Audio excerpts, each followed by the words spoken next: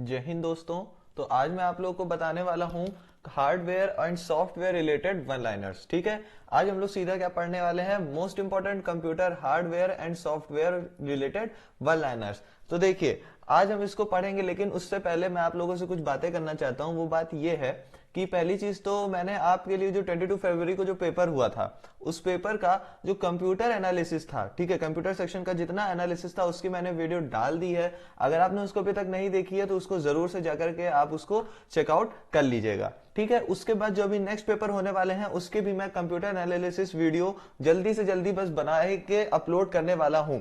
ठीक है, तो प्लीज हमारे चैनल से आप लोग जुड़े रहिए, और भी जितने सेक्शन है उससे रिलेटेड, अकाउंट से रिलेटेड जितना आपका एनालिसिस था उसकी वीडियो आप तक जल्दी से जल्दी पहुंचने वाली है। ठीक है, तो मेरी आपसे रिक्वेस्ट है कि आप प्लीज चैनल से जुड़े रहें, आप लोगों को सारी चीजें हमारे इस चैनल पर मिल जाएंगी। ठीक है, अभी अगर हम लोग इस वीडियो की बात करें, यानी ये जो हमारी वन लाइनर्स की सीरीज चल रही है उसकी हम लोग बात करें, तो ये मेरा वन लाइनर्स का पार्ट नंबर क्या है, 8th है। ठीक है, ये मेरा क्या है, पार्ट 8। ठीक है, इसके पहले के जितने पार्ट हैं, यानी 7 से लेकर के फर्स्ट तक, अगर आपने उन सारे पार्ट्स को नहीं देखा है तो प्लीज जाकर के आप उन सारे पार्ट्स को चेकआउट करिए। उसमें आपको और भी अच्छी चीजें मिलने वाली हैं, अच्छे अच्छे टॉपिक से। और हाँ, ये एक बात और, जितने टॉपिक्स मैंने बताया था कि यहीं से आपके क्वेश्चंस इंपॉर्टेंट है, आपका जैसे डाटा नेटवर्किंग हो गया, ठीक है, आपकी लैंड मैन वैन रिलेटेड टॉपिक्स हो गए, आपके स्टोरेज यूनिट हो गए, ये सारी चीजें मैंने आपको ऑलरेडी बता रखी थी। ठीक है, उन्हीं से रिलेटेड क्वेश्चंस आए हैं, मेरी कई स्टूडेंट से बातचीत हुई है, कई लोगों ने बताया, ठीक है, कि उन्हीं से रिलेटेड क्वेश्चंस आए हुए थे। ठीक, अब आगे बढ़ते हैं आज के अपने इस वीडियो पर। ठीक है ना, तो चलिए फिर आज के अपने इस वीडियो को स्टार्ट करते हैं। तो सबसे पहले तो ये देखिए आप, आज हमारे पास टोटल वन लाइनर्स किससे, hardware and software related total one liners कितने हैं हमारे पास, 31। ठीक है, टोटल कितने वन लाइनर्स हैं हमारे पास, 31 वन लाइनर्स हैं। और अब आज हम लोग इन्हीं 31 वन लाइनर्स से बातें करेंगे, इन्हीं 31 वन लाइनर्स को समझेंगे। ठीक है, तो मैं शिवांशर आपका, आप जुड़े हैं मिशन विद आकाश के साथ। तो चलिए आज की वीडियो को स्टार्ट करते हैं। ठीक है, तो आज का जो हमारा फर्स्ट पॉइंट है वो हमसे क्या बोल रहा है, first point, Dvorak and Kolmark GCUken are some keyboard layouts for Latin scripts। यानी कि Dvorak, Kolmark, GCUken लैटिन लिपियों के लिए कुछ कीबोर्ड लेआउट हैं। ठीक है, अब देखिए आपसे क्वेश्चन दे देगा ये यानी कि Dvorak, Kolmark एंड GCUken आप लोग को दे देगा, और आपसे पूछेगा कि ये कौन से कीबोर्ड्स के लेआउट हैं। ठीक है, या कौन सी स्क्रिप्ट के कीबोर्ड लेआउट्स हैं। ठीक है, तो कौन सी स्क्रिप्ट के आपके होंगे, लैटिन स्क्रिप्ट। ठीक है, लैटिन स्क्रिप्ट्स के ये 3 कीबोर्ड हैं। ठीक है, ये 3 कीबोर्ड लैटिन स्क्रिप्ट्स के लेआउट हैं। ठीक है, अब आगे बढ़ते हैं सेकंड पॉइंट पर। सेकंड पॉइंट हमसे क्या बोल रहा है, in a computer keyboard the Alt, Control, Shift, Del and Insert keys are known as some special purpose keys। ठीक है, ये आपका इंपॉर्टेंट क्वेश्चन है भाई। ठीक है, इंपॉर्टेंट पॉइंट है। ठीक है, इसमें क्या बोल रहा है, कंप्यूटर कीबोर्ड में Alt, Control, Shift, Del और Insert कुंजियां विशेष प्रयोजन कुंजी के रूप में जानी जाती है। ठीक है, तो ये किस नाम से, देखो, ऑल्ट, कंट्रोल, शिफ्ट, डेल और इंसर्ट कीज को किस नाम से जाना जाता है, विशेष प्रयोजन कुंजी के नाम से। ठीक है, यानी कि ऑल्ट, कंट्रोल, शिफ्ट, डेल और इंसर्ट किस नाम से जाने जाते हैं, स्पेशल पर्पस कीज के नाम से जाना जाता है। ठीक है, चलिए अब लेकिन इस चीज को याद रखिएगा कि कौन कौन सी कीज है, ऑल्ट, कंट्रोल, शिफ्ट, डेल और इंसर्ट। डेल मतलब डिलीट, आपकी जो बटन होती है, डिलीट बटन जो होती है उसके बारे में, डिलीट बटन का शॉर्ट फॉर्म डेल होता है। ठीक है, तो alt, control, shift, del and insert keys are known as special purpose keys. ठीक है, अब आगे बढ़ते हैं थर्ड पॉइंट की तरफ। थर्ड पॉइंट हमसे क्या बोल रहा है, in direct input method the data is already in machine in readable form. ठीक है, यानी कि डायरेक्ट इनपुट मेथड में डेटा पहले से ही मशीन रीडेबल फॉर्म में होता है। ठीक है, आपके ये पूछ सकता है, इंपॉर्टेंट पॉइंट है ये भी, कि कौन से मेथड में जो हमारा डाटा होता है वो ऑलरेडी मशीन रीडेबल फॉर्म में होता है। ठीक है, कौन से मेथड में जो हमारा डाटा है वो पहले से ही मशीन रीडेबल फॉर्म में होता है, तो कौन सा मेथड होगा, डायरेक्ट इनपुट मेथड। ठीक है, डायरेक्ट इनपुट मेथड में जो हमारा जो डाटा होता है वो ऑलरेडी रीडेबल फॉर्म में अवेलेबल होता है हमारे पास। ठीक है, अब आगे बढ़ते हैं फोर्थ पॉइंट की तरफ। फोर्थ पॉइंट हमसे क्या बोल रहा है, access point is the network hardware of a home network. यानी कि एक्सेस पॉइंट होम नेटवर्क का नेटवर्क हार्डवेयर होता है। ठीक है, अब आपसे पूछ लेगा एक्सेस पॉइंट कौन से नेटवर्क का नेटवर्क हार्डवेयर होता है। ठीक है, access point is the network is the hardware of which network. ठीक है, तो कौन से नेटवर्क का, होम नेटवर्क। ठीक है ना, आगे बढ़ते हैं फिफ्थ पॉइंट। देखो फिफ्थ पॉइंट थोड़ा लंबा है, इसको ध्यान से समझेंगे हम लोग। ठीक है, फिफ्थ पॉइंट देखो क्या बोल रहा है हमसे, HDD यानी कि hard disk drive is not a peripheral hardware device in a computer system. ठीक है, HDD hard disk drive computer system में पेरिफेरल हार्डवेयर डिवाइस नहीं है। देखो सबसे पहले तो ये जान लेना कि तुम्हारा जो HDD होता है इसका फुल फॉर्म क्या है, हार्ड डिस्क ड्राइव।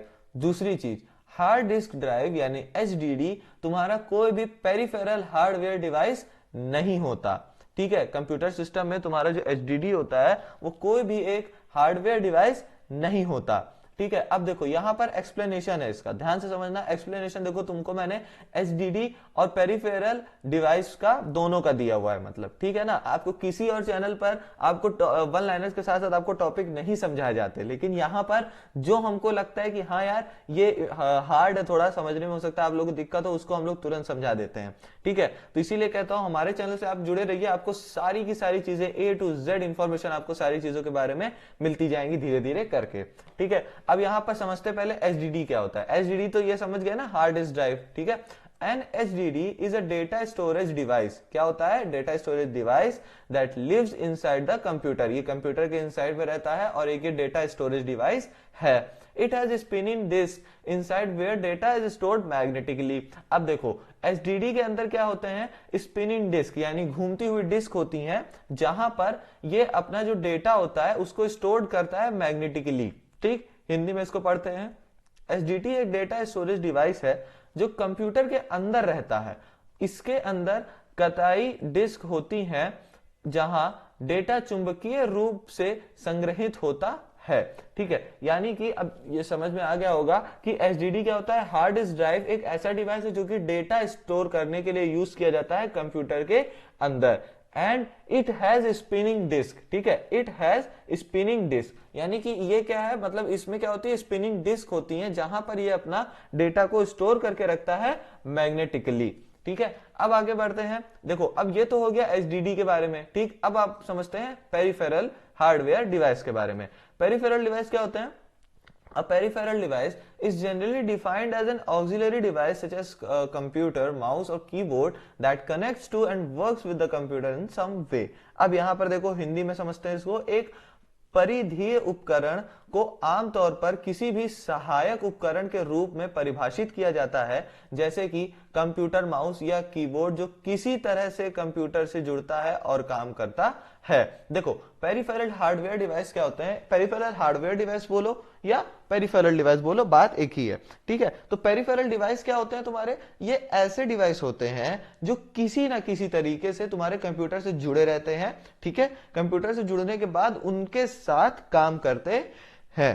ठीक, एग्जाम्पल माउस और कीबोर्ड। ठीक है, माउस और कीबोर्ड इसके एग्जांपल हैं। एंड क्या बोल रहा है, देखो ध्यान से समझना, पेरिफेरल को आमतौर पर किसी भी सहायक उपकरण के रूप में परिभाषित किया जाता है, जैसे कि कंप्यूटर, माउस एंड कीबोर्ड। देखो लिखा है ना, कंप्यूटर, माउस और कीबोर्ड, जो किसी तरह से कंप्यूटर से जुड़ता है। ठीक है, किसी भी तरीके से कंप्यूटर से तुम्हारे जुड़ जाता है और काम करता है। ठीक है, किसी भी तरीके से कंप्यूटर से जुड़ता है और काम करता है।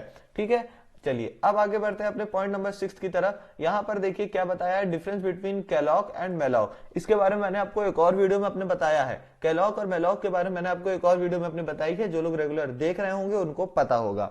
ठीक है, तो देखो डिफरेंस बिटवीन कैलॉग एंड मेलॉग। अब यहां पर कैलॉग और मेलॉग के बीच का डिफरेंस बताया है। Malloc takes a single argument while calloc needs two argument. ठीक है, देखो कैलॉग और मेलॉग के बारे में बताया है कि जो मेलॉग होता है इसमें सिंगल आर्गुमेंट की जरूरत होती है, और जो कैलॉग होता है उसमें दो आर्गुमेंट्स की जरूरत होती है। ठीक है, हिंदी में इसको पढ़ लें, कैलॉग और मालोक। मालोक के बीच अंतर एक तर्क लेता है, जबकि कैलॉग के दो तर्कों की आवश्यकता होती है। ठीक है, अब आगे बढ़ते हैं 7th पॉइंट पर। 7th पॉइंट हमसे क्या बोल रहा है, devices which are used to receive data from central processing unit are classified as output devices. देखो यहां पर अच्छा पॉइंट है, इंपॉर्टेंट पॉइंट है। यहां पर तुम्हें क्या बता दिया, आउटपुट डिवाइसेस के बारे में बता रहा है। क्या कह रहा है, central processing unit, central processing unit से डेटा प्राप्त करने के लिए उपयोग किए जाने वाले उपकरणों को आउटपुट डिवाइस के रूप में वर्गीकृत किया जाता है। देखो अब ऐसे डिवाइस जो तुम्हारे central processing unit, central processing unit का मतलब भाई तुम्हारा सीपीयू और कुछ नहीं, जो तुम्हारा सीपीयू होता है, सीपीयू से ऐसे डिवाइसेस जो सीपीयू से इंफॉर्मेशन को रिसीव करते हैं, ठीक है, ऐसे डिवाइस जो सीपीयू से इंफॉर्मेशन को रिसीव करते हैं यूजर को शो करने के लिए, ऐसे डिवाइसेस को हम लोग क्या बोलते हैं, आउटपुट डिवाइस बोलते हैं। कॉन्सेप्ट एकदम क्लियर रखना, हल्का सा भी कंफ्यूजन मत रखना, ठीक है। फिर से बता रहा हूं, ध्यान से समझना, ऐसे डिवाइस जो कि सीपीयू से यानी सेंट्रल प्रोसेसिंग यूनिट से डेटा को प्राप्त करते हैं यानी रिसीव करते हैं, सो ऐसे डिवाइस को हम लोग क्या बोलते हैं, आउटपुट डिवाइस के रूप में जाने जाते हैं ऐसे डिवाइस, ठीक है। उसके बाद देखो 8th पॉइंट क्या बोल रहा है तुमसे, teletypewriter terminal is an example of output devices. अब देखो आउटपुट डिवाइसेस का एक एग्जांपल तुम्हें दे दिया, टेलीटाइपराइटर टर्मिनल, ठीक है। ये हार्ड था, ऐसे तो बहुत सारे आउटपुट डिवाइसेस है, ठीक है, ये थोड़ा हार्ड था और यूजुअली इसका नाम हम लोग बहुत कम सुनने को मिलता है हम लोगों को, इसी वजह से मैंने ये डाल दिया। हो सकता है आपके पेपर में पूछ ले कि नीचे दिए गए ऑप्शंस में से कौन सा है जो कि आउटपुट डिवाइस है, या फिर ऐसा भी पूछ सकता है कि टेलीटाइपराइटर किस तरह का डिवाइस है, आउटपुट डिवाइस है, इनपुट डिवाइस है, हार्डवेयर डिवाइस है या फिर सॉफ्टवेयर डिवाइस है, ठीक है। अब आगे बढ़ते हैं 9th पॉइंट पर। 9th पॉइंट हमसे क्या बोल रहा है, computer process data under the control of set of instructions termed as computer program. बहुत ही अच्छा पॉइंट, इंपॉर्टेंट पॉइंट है ये भी भाई। इसमें क्या बता दिया, कंप्यूटर प्रोग्राम के बारे में बताया हुआ है तुम्हें कि कंप्यूटर प्रोग्राम क्या होता है, ठीक। कंप्यूटर प्रोग्राम के रूप में कहे जाने वाले निर्देशों के सेट के नियंत्रण में डेटा को संबोधित करता है। देखो ये तो आप लोगों को पता होगा, सिंपल सी बात, एक चीज याद रखना भाई, कंप्यूटर देखो जो प्रोग्राम्स होते हैं, प्रोग्राम्स को क्या बोलते हैं, सेट ऑफ इंस्ट्रक्शंस। प्रोग्राम्स को क्या बोले जाता है, सेट ऑफ। अगर तुम्हें से सिर्फ प्रोग्राम्स के बारे में कोई पूछता है तो तुम उससे सीधा ये बोल दो, set of instructions. Set of instruction is called as programs. अब देखो कंप्यूटर प्रोग्राम क्या होता है, computer process data under the control of set of instructions termed as computer program. अब कंप्यूटर डेटा को प्रोसेस करता है, जब कंप्यूटर किसी भी डेटा को प्रोसेस करता है तो वो किसके अंडर में करता है, सेट ऑफ इंस्ट्रक्शंस के रूप में, जिनको क्या बोलते हैं, कंप्यूटर प्रोग्राम बोला जाता है, ठीक है। अब आगे बढ़ते हैं अपने 10th पॉइंट पर। 10th पॉइंट क्या बोल रहा है हमसे, कंप्यूटर विच परफॉर्म क्वाड्रिलियन यानी कि 10 to the power 15 instructions per second is termed as super computer. बहुत ही अच्छा पॉइंट, ये भी तुम्हें सुपर कंप्यूटर के एकदम मेन कैरेक्टरिस्टिक यानी मेजर कैरेक्टरिस्टिक के बारे में बताया हुआ है, इंपॉर्टेंट है, स्टार स्टार सब बना लेना, ठीक है। यानी कि इसको हिंदी पढ़े, वह कंप्यूटर जो प्रति सेकंड क्वाड्रिलियन यानी 10 से घात 15 निर्देश निष्पादित कर सकता है, सुपर कंप्यूटर कहलाता है। यानी कि ऐसा कंप्यूटर ध्यान से समझिएगा, ऐसा कंप्यूटर जो 10 to the power 15 इतने इंस्ट्रक्शंस को पर सेकंड आपका हैंडल कर सकता है, यानी पर सेकंड इतने इंस्ट्रक्शंस को परफॉर्म कर सकता है, ऐसे चीज को यानी ऐसे सिस्टम, ऐसे कंप्यूटर को हम लोग क्या बोलते हैं, सुपर कंप्यूटर बोलते हैं, ठीक है। इसको अगर सिंपल सी भाषा में बोले तो क्वाड्रिलियन इंस्ट्रक्शन, ठीक है। 10 to the power 15 का मतलब क्या होता है, क्वाड्रिलियन, ठीक। अब आगे बढ़ते हैं 11th पॉइंट पर। 11th पॉइंट हमसे बोल रहा है, after you service a laser printer we notice dirty print, ठीक है, you can fix it by running several blank pages. यानी कि आपके द्वारा लेजर प्रिंटर की सेवा करने के बाद हमें गंदा प्रिंट दिखाई देता है, आप कई खाली पेज चलाकर इसे ठीक कर सकते हैं, ठीक है। देखो यहां पर तुम्हें बता रहा है कि जब जैसे हम लोग किसी भी प्रिंटर की सर्विस करवाते हैं या खुद ही करते हैं, ठीक है, तो अगर हमने किसी प्रिंटर की सर्विस करवाई या खुद ही करी तो उसमें हम लोग क्या देखने को मिलता है कि कई सारे डर्टी प्रिंट, मतलब शुरुआत में जब सर्विस के बाद एकदम से जब आप चलाएंगे प्रिंटर को और उससे कुछ प्रिंट करेंगे तो आपको क्या दिखेगा कि वहां पर डर्टी प्रिंट हो रहा है, ठीक है, यानी कि साफ प्रिंट नहीं हो रहा, गंदा प्रिंट होता है, ठीक है। तो ऐसे हम लोग ऐसी चीजों को फिर अगर हमें इसको फिक्स करना है यानी इसको सही करना है तो हमें क्या करना पड़ेगा, उससे कई सारे ब्लैंक पेजेस हमें रन आउट कराने पड़ेंगे, यानी उससे कई सारे जानबूझकर खाली पेज को प्रिंट आउट करना पड़ेगा, ठीक है। तभी जाकर के उसका जो प्रिंट बॉक्स होता है जहां पे सारी इंक्स होती हैं वहां पर वो उससे इंक सेपरेट होकर के आपसे फिर अलग अलग तरीके से जिस तरह की आपकी रिक्वायरमेंट होगी निकलेगी, ठीक है। अब आगे बढ़ते हैं 12th पॉइंट पर। 12th पॉइंट पर क्या बोल रहा है, you have just installed a new internal PCI modem on your desktop. It will not dial out. It is because the phone line out of the wall is not plugged into the phone port of the modem card. ध्यान से समझिएगा, इस चीज को ध्यान रखिएगा। अभी आपने अभी अभी अपने डेस्कटॉप पर एक नया आंतरिक पीसीआई मॉडेम स्थापित किया है।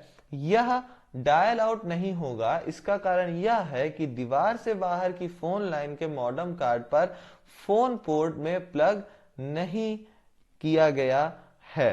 ठीक है, देखो ध्यान से समझना, हमसे सिंपल सी बात ये बोल रहा है कि अभी जो हमने सिस्टम, अगर हमने कोई अपना नया जो हमारा सिस्टम है उस पर हमने डेस्कटॉप जो है हमारा, उस पर हमने नया नया पीसीआई इंस्टॉल किया।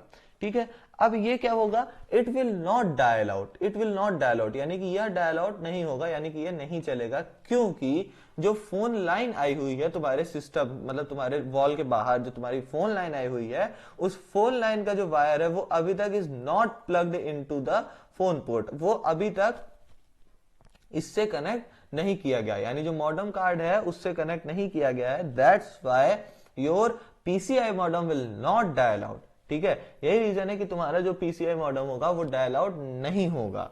ठीक है, अब आगे बढ़ते हैं 13th पॉइंट पर। 13th पॉइंट तुमसे क्या बोल रहा है, bad RAM would most likely to cause a parity error, यानी कि खराब रैम सबसे अधिक संभावना समता त्रुटि के कारण होगा। बैड रैम क्या होता है, बैड रैम का मतलब रैंडम एक्सेस मेमोरी। ठीक है, तो बैड रैम यूजुअली किस चीज में एरर डालता है, पैरिटी एरर। ठीक है, क्या उससे अगर देखो रैम बैड है यानी खराब है, ठीक है, तो उससे क्या होगा, कौन सा एरर आएगा, पैरिटी एरर। अब आगे बढ़ते हैं 15 पॉइंट की तरफ। When a bearing in the power supply fan goes out you should replace power supply. ठीक है, यानी कि जब बिजली की आपूर्ति के पंखे में एक बेयरिंग निकल जाती है तो आपको बिजली की आपूर्ति को बदल देना चाहिए, ना कि आप किसी फैन यानी जो सप्लाई फैन है उसको आप लोग चेंज करो। ठीक है, आपको क्या चेंज करना है, पावर सप्लाई को चेंज करना है। ठीक है ना, अब आगे बढ़ते हैं 15th पॉइंट पर। 15th पॉइंट हमसे क्या बोल रहा है, type 3 of PC card PCMCIA। देखो यहां पर PCMCIA का फुल फॉर्म है, भाई फुल फॉर्म बहुत इंपॉर्टेंट होते हैं यार, अपने हर वीडियो में बोलता हूं कि फुल फॉर्म्स को प्रिपेयर करके चलो। ठीक है, तो देखो PCMCIA यानी personal computer memory card international association, personal computer memory card, personal computer memory card international association. ठीक है, सबका देखो कैपिटल लेटर दिया हुआ है, इवन मेमोरी कार्ड के भी M और C दोनों लिया हुआ है। ठीक है, चलो अब आगे बढ़ते हैं। Type 3 of PC card slot will allow the insertion of hard drive. बहुत अच्छा पॉइंट है, ये चीज याद रखनी है आपको, ये चीज याद रखनी है आपको कि टाइप 3, ठीक है, टाइप 3 ऑफ पीसी कार्ड क्या करता है, आपको अलाउ करता है कि आप उसमें हार्ड ड्राइव को इंसर्ट करा सकें। ठीक है, type 3 PC card PCMCIA personal computer memory card international association slot hard drive को सम्मिलित करने की अनुमति देगा। ठीक है, चलिए अब आगे बढ़ते हैं 16th पॉइंट। 16th पॉइंट हमसे क्या बोल रहा है, all operating systems get their total memory initialized from BIOS। देखो BIOS भाई एक बहुत इंपॉर्टेंट वर्ड है, basic input output system. BIOS का फुल फॉर्म क्या होता है, B से बेसिक, I से इनपुट, O से आउटपुट और S से सिस्टम। ठीक है, तो बेसिक इनपुट आउटपुट सिस्टम क्या बोल रहा है हमसे, इसको हिंदी में पढ़ें, सभी ऑपरेटिंग सिस्टम अपनी कुल मेमोरी को BIOS से इनिशियलाइज करते हैं। ठीक है, जितने भी ऑपरेटिंग सिस्टम है, अब देखो ऑपरेटिंग सिस्टम का शॉर्ट फॉर्म OS। ठीक है, याद रखना, छोटे छोटे टर्म्स है, इनको बहुत अच्छे से प्रिपेयर करते हुए चलना। ठीक है, so OS all operating system get their total memory initialized from BIOS, यानी कि जितने भी ऑपरेटिंग सिस्टम है वो अपनी टोटल मेमोरी को कहां से इनिशियलाइज करते हैं, BIOS से, यानी बेसिक इनपुट आउटपुट सिस्टम से इनिशियलाइज किया जाता है। कौन करता है, ऑपरेटिंग सिस्टम। ठीक है, अब आगे बढ़ते हैं 17th पॉइंट पर। 17th पॉइंट हमसे क्या बोल रहा है, 16 ohms resistance should be displayed when testing a speaker in a computer, यानी कि कंप्यूटर में स्पीकर का परीक्षण करते समय 16 ओम प्रतिरोध प्रदर्शित किया जाना चाहिए। यानी कि अगर हम किसी स्पीकर को टेस्ट कर रहे हैं कंप्यूटर पर, ठीक है, जब हम किसी या तो ऐसे भी बोल सकते हैं हम लोग इस चीज को कि जब हम किसी कंप्यूटर से स्पीकर को टेस्ट कर रहे होते हैं तो वहां पर हमको 16 ओम का रेजिस्टेंस शो आउट होना चाहिए। कितने ओम का, 16 ओम का। ठीक है, 16 ओम का रेजिस्टेंस हमको शो आउट होना चाहिए, ताकि जो तभी मतलब जो हमारा स्पीकर है वो सही है और कंप्यूटर भी ठीक से उसको हैंडल कर पा रहा है। ठीक है, अब आगे बढ़ते हैं 18th पॉइंट पर। 18th पॉइंट हमसे क्या बोल रहा है भाई, ये भी थोड़ा लंबा पॉइंट हो गया। 18th पॉइंट क्या बोल रहा है, SCSI host adapter FRU would be considered both N input and output device, यानी कि SCSI होस्ट एडॉप्टर और FRU को एक इनपुट आउटपुट डिवाइस दोनों माना जाएगा, यानी कि SCSI होस्ट एडॉप्टर और FRU। अब देखो इन दोनों को क्या माना जाएगा, एक इनपुट और आउटपुट डिवाइस दोनों, यानी कि ये क्या है, IO डिवाइस है, इनपुट और आउटपुट डिवाइस दोनों है, ठीक है। अब एक चीज समझना, अभी तुम्हें SCSI नहीं समझ में आया होगा, ठीक है, SCSI नहीं समझ में आया तो देखो उसका एक्सप्लेनेशन। SCSI यानी कि small computer system interface, small computer system interface, SCS और ये I, SCSI, ठीक है। SCSI ये तुम्हारा यही वाला SCSI, ठीक है। तो SCSI interface is a set of standard for physically connecting and transferring data between computers and peripheral devices, ठीक है। चलो इसको हिंदी में पढ़ते हैं। छोटा कंप्यूटर सिस्टम इंटरफेस कंप्यूटर और परिधीय उपकरणों के बीच डेटा को भौतिक रूप से जोड़ने पर स्थानांतरित करने के लिए मानकों का एक समूह है, ठीक है। ये क्या है, ओवरऑल SCSI क्या है, एक सेट ऑफ स्टैंडर्ड है, ठीक है। क्या है, सेट ऑफ स्टैंडर्ड है जो कि क्या है करता है, फिजिकली कनेक्टिंग, यानी कि तुम्हारे आंखों से देखने वाली चीजों से कनेक्ट करता है, and transferring data between computers and peripheral device. ये क्या होता है, SCSI क्या होते हैं, तुम्हारे डिवाइसेस को कंप्यूटर से फिजिकली कनेक्ट करते हैं, यानी वायर्स के थ्रू हो गया या किसी भी केबल्स के थ्रू हो गया, ऐसे कनेक्ट करते हैं और फिर उसके बाद डाटा को ट्रांसफर करते हैं, ठीक है। डाटा को ट्रांसफर करते हैं किसके बीच, पेरिफेरल डिवाइसेस के बीच और तुम्हारे कंप्यूटर के बीच। देखो पेरिफेरल डिवाइसेस मैंने ऊपर तुम्हें बताया है, नहीं समझ में आया तो उसको फिर से जाकर के देख लो, ठीक है। उसके बाद अब आगे बढ़ते हैं हम लोग अपने 19th पॉइंट पर। 19th पॉइंट हमसे क्या बोल रहा है, 19th point, by disconnecting the AC power cable. सबसे पहले तो AC का फुल फॉर्म देखो, अरे भाई AC मतलब एयर कंडीशनर नहीं, एयर कंडीशनर से यहाँ कोई मतलब नहीं है हमको, ठीक है। AC का मतलब यहाँ पर पावर जो होती है, मतलब जिसके थ्रू AC पावर जैसे लिखा होता है ना, हमारे सिस्टम्स पर भी लिखा होता है, या फिर हमारे जो बोर्ड्स होते हैं इलेक्ट्रिक बोर्ड्स उस पर भी लिखा होता है, ठीक है। तो वो AC पावर, अरे AC पावर यार अल्टरनेटिंग करंट, ठीक है, अल्टरनेटिंग करंट पावर केबल है ना।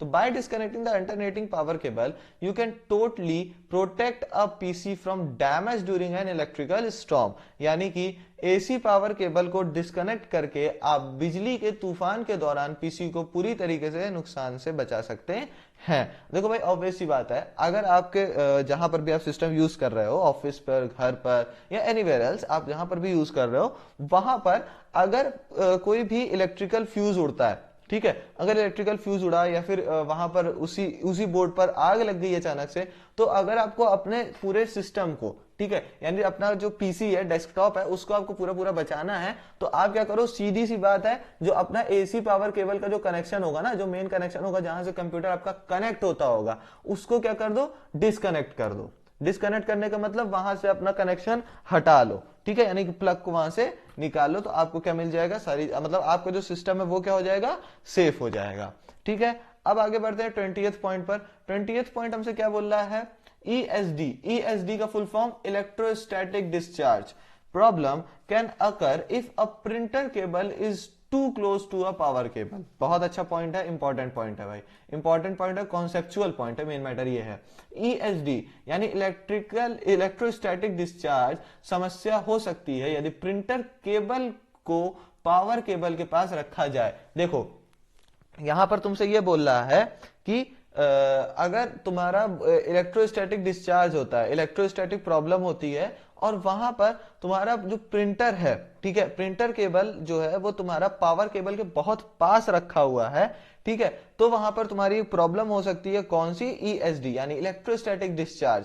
अब इलेक्ट्रोस्टैटिक डिस्चार्ज से क्या होगा, वहां पर जिसे बोलते हैं ना, एक धमाका टाइप्स हो सकता है, ठीक है, हल्का सा एक फ्यूज टाइप उड़ सकता है, ठीक है, तो ये सारी चीजें हो सकती हैं। तो इसीलिए प्रिंटर का केबल और जो तुम्हारा पावर केबल है इसको दूर दूर रखना चाहिए, ठीक है। इलेक्ट्रोस्टैटिक डिस्चार्ज हो सकता है कब, ध्यान रखना इस चीज को, फिर से बता रहा हूं, इलेक्ट्रोस्टैटिक डिस्चार्ज वाली प्रॉब्लम हो सकती है कब हो सकती है, जब एक प्रिंटर केबल को बहुत पास रखा जाए पावर केबल के, ठीक है। आगे बढ़ते हैं हम लोग 21st पॉइंट पर। 21st पॉइंट हमसे क्या बोल रहा है, toner cartridges is the easiest component to environmentally recycle. बहुत ही important point, very very important point है तुम्हारा, बहुत ज्यादा इंपॉर्टेंट पॉइंट है। इसमें स्टार स्टार सब बना लेना और नोट कर लिया करो, कॉपी लेकर के बैठा करो। कॉपी नहीं लेकर के बैठो तो मेरी गलती नहीं है, मैं अपने हर वीडियो में बोलता हूं कि यार कॉपी पेन लेकर के बैठो, इंपॉर्टेंट पॉइंट को नोट डाउन करो। पेपर ऐसे इतनी आसानी से नहीं अच्छा जाता है, हमें मेहनत करनी पड़ती है, पता है ना। तो फिर अब देखो यहां पर यह समझना कि टोन, अब देखो बहुत इंपॉर्टेंट पॉइंट है, ध्यान से समझना। टोनर कार्ट्रिज पर्यावरण की दृष्टि से पुनर्चक्रण का सबसे आसान घटक है। देखो यहां पर यह चीज याद रखना, कंप्यूटर में टोनर कार्ट्रिजेस जो होते हैं, तुम्हारे कंप्यूटर के जो टोनर कार्ट्रिजेस होते हैं वो बहुत ही ज्यादा, मतलब इजीएस्ट कंपोनेंट, बहुत आसानी से रिसाइकल हो सकते हैं, इन्वायरमेंटली रिसाइकलेबल होते हैं।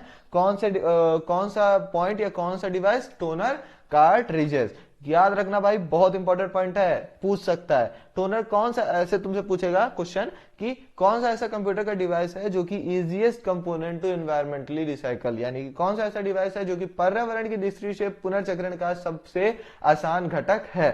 तो कौन सा होगा वो, टोनर कार्ट्रिजेस। ठीक है, आगे बढ़ते 22nd पॉइंट पर। 22nd पॉइंट पर क्या है, फुल फॉर्म। अरे भाई फुल फॉर्म मैं तुम लोगों से कहता हूं भाई, प्रिपेयर कर लो, पूछे जाते हैं। Request to send is the acronym for RTS represent. ठीक है, रिक्वेस्ट टू सेंड आरटीएस का संक्षिप्त नाम है, यानी आरटीएस जो होता है ये किसका फुल फॉर्म होता है, रिक्वेस्ट टू सेंड। ठीक है, रिक्वेस्ट टू सेंड, ठीक है ना। आरटीएस का फुल फॉर्म क्या होगा, रिक्वेस्ट टू सेंड। उसके बाद क्या बोल रहा है 23rd point, turn power off before removing power source step you should perform first before discharging a CRT, यानी कैथोड रे ट्यूब। CRT का full form cathode ray tube, ठीक है ना। CRT का फुल फॉर्म क्या हो जाएगा, कैथोड रे ट्यूब।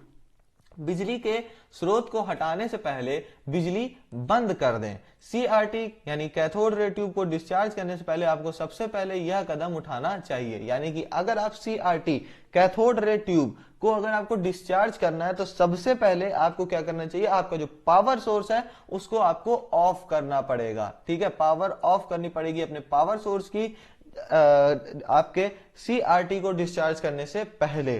ठीक है, उसके बाद क्या है, यूपीएस। यूपीएस के बारे में बता रहा है। सबसे पहले यूपीएस का फुल फॉर्म क्या होता है, अनइंटरप्टेड पावर सप्लाई, यूपीएस। यानी कि देखो ध्यान से, U P S, uninterrupted power supply you can used to ensure power is not interrupted resulting in corrupted data. यानी कि यूपीएस अनइंटरप्टेड पावर सप्लाई का उपयोग आप यह सुनिश्चित करने के लिए कर सकते हैं कि बिजली बाधित ना हो, जिसके परिणाम स्वरूप दूषित डेटा हो। देखो यहां पर यह चीज याद रखना कि यूपीएस क्या होता है, अनइंटरप्टेड पावर सप्लाई।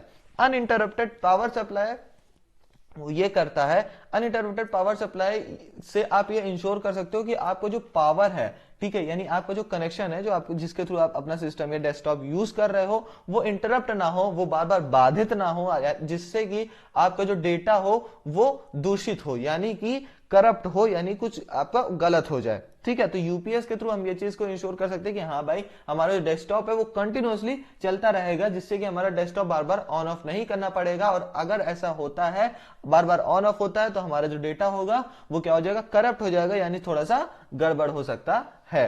ठीक है, उसके बाद 25th पॉइंट बहुत इंपॉर्टेंट पॉइंट है। ठीक है, जनरल अवेयरनेस में आपसे पूछ सकता है, a human can not feel a static discharge as high as 200 volt, यानी कि एक मानव 200 वोल्ट जितना ऊंचा एक स्थिर निर्वहन महसूस नहीं कर सकता। यानी कि अगर हम लोग बात करें अपने ह्यूमंस की, तो ह्यूमन कोई भी स्टैटिक डिस्चार्ज यानी कि करंट कह सकते हैं, करंट स्टैटिक डिस्चार्ज, लेकिन एक स्थिर निर्वहन यानी स्टैटिक डिस्चार्ज, याद रखना इसको, स्टैटिक डिस्चार्ज जो कि कितना हाई हो, 200 वोल्ट तक। 200 वोल्ट तक अगर हाई है तो वो ह्यूमन को नहीं फील होता है।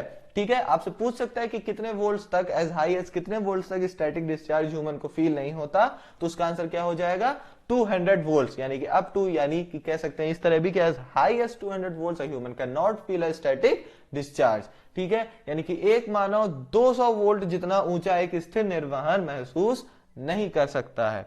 ठीक है। उसके बाद 26 पॉइंट, अरे भाई फिर से देखो फुल फॉर्म आ गया, EISA stands for extended industry standard architecture, यानी कि EISA का अर्थ है विस्तारित उद्योग मानक। देखो इंग्लिश, इसका फुल फॉर्म देखो, इंग्लिश में देखा जाए तो 4 वर्ड्स में है, लेकिन हिंदी में देखा जाए तो 3 वर्ड्स में है। तो इसको ऐसा करना, इंग्लिश में ही याद करना, यानी EISA का फुल फॉर्म क्या होगा, सिर्फ और सिर्फ एक्सटेंडेड इंडस्ट्री स्टैंडर्ड आर्किटेक्चर, ठीक है। उसके बाद नेक्स्ट पॉइंट पर चलते हैं, 27th point, duplexer allows you to print on both sides of the printer, यानी कि डुप्लेक्सर आपको प्रिंटर के दोनों किनारों पर प्रिंट करने की अनुमति देता है। याद रखिएगा इस चीज को, डुप्लेक्सर, ठीक है। डुप्लेक्सर के थ्रू आप प्रिंट के दोनों कॉर्नर्स पर, आप बोथ साइड पर प्रिंट आउट आप कर सकते हो, ठीक है। उसके बाद देखो क्या बोल रहा है, HDI 28 पॉइंट फुल फॉर्म है HDI, हेल्प डेस्क इंटरफेरेंस, यानी कि HDI का मतलब है help desk interference, full form है ये भी, ठीक है।